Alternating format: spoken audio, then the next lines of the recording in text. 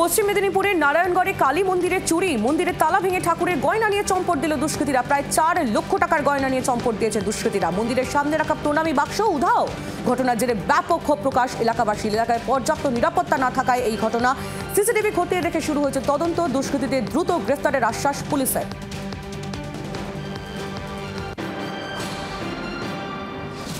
অবৈধ গাঁজা চাষের বিরুদ্ধে অভিযান চালালো ময়নাগুড়ি থানার পুলিশ। বাগজান সিঙ্গিমারি এলাকায় প্রায় শতাধিক গাঁজা গাছ কেটে পুড়িয়ে দেয় পুলিশ।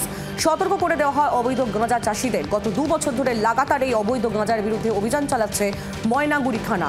ভবিষ্যতেও এমন অভিযান চলবে বলে জানিয়েছে ময়নাগুড়ি থানার আইসি সুবল ঘোষ। উলুবেড়িয়াতে পুল কার দুর্ঘটনার পর হুঁশ ফিরল পশ্চিম মেদিনীপুর জেলা পরিবহন দফতরে। শহরের বিভিন্ন জায়গায় পুল কার গাড়িগুলির বিরুদ্ধে অভিযানে নামল পরিবহন দফতরের আধিকারিকরা।